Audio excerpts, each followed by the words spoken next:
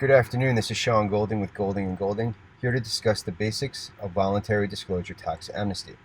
When you hear those two words, voluntary disclosure or tax amnesty, they generally refer to the same concept of which an individual, trust, estate, or business is seeking to get into compliance with a government agency for failing to properly pay tax, or failing to properly report offshore foreign assets, investments, or accounts.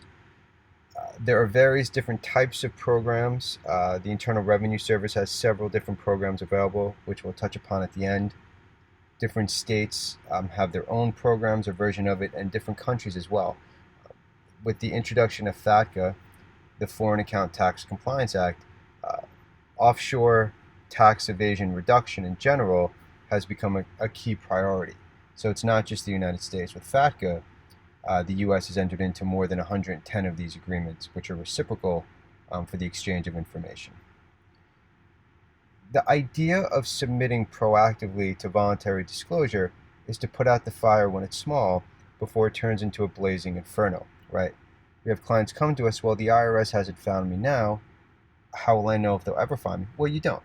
And so that's why it's up to each and every individual or business to do their own risk tolerance and determine where they feel they fall on that sliding scale. Some people very concerned, other people not so concerned. They'd rather take care of it after something happens, if something does. And quite honestly, for some people, it never happens, and they skate away fine. Domestic tax amnesty is generally referring to, from a U.S. perspective, U.S. income, right? So it could be the failure to report income if you're an employee or independent contractor. It could be the failure to report gross sales if you're a business. It can also include overstated deductions, which is common. Some businesses, they'll exaggerate the amount or embellish the amount of inventory expenses the business has.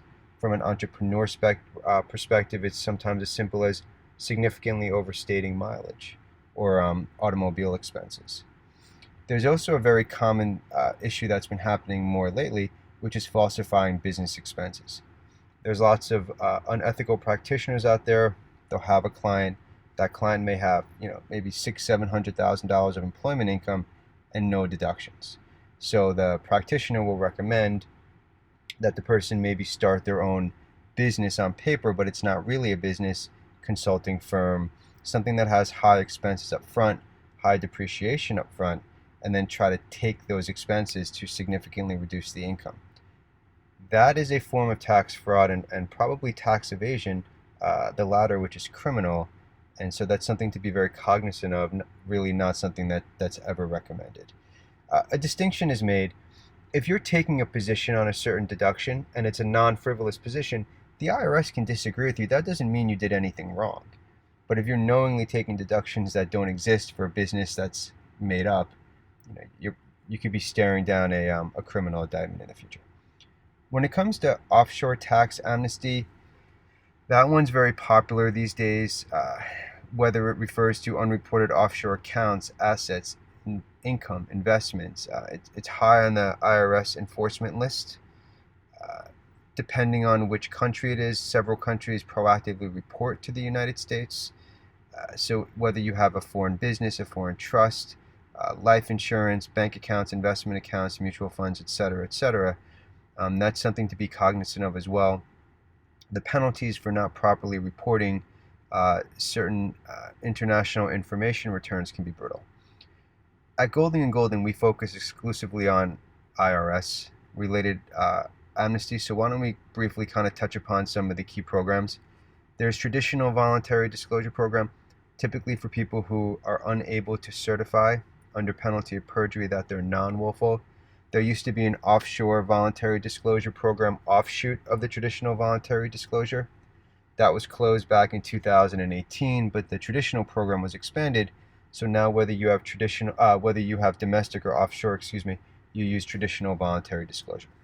There are the different streamlined programs. There's the streamlined domestic offshore procedures for non-foreign residents, streamlined foreign offshore procedures for foreign residents.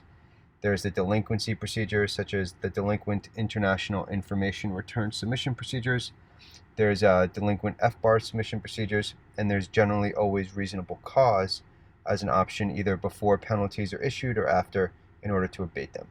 Again, my name is Sean Golding with Golding & Golding. We have lots of free resources about this topic on our main website, goldinglawyers.com. We also have a sister website, irs-streamlined-procedures.com, specifically to help individuals navigate the Streamline program. Thank you very much for your time. Enjoy the rest of your day.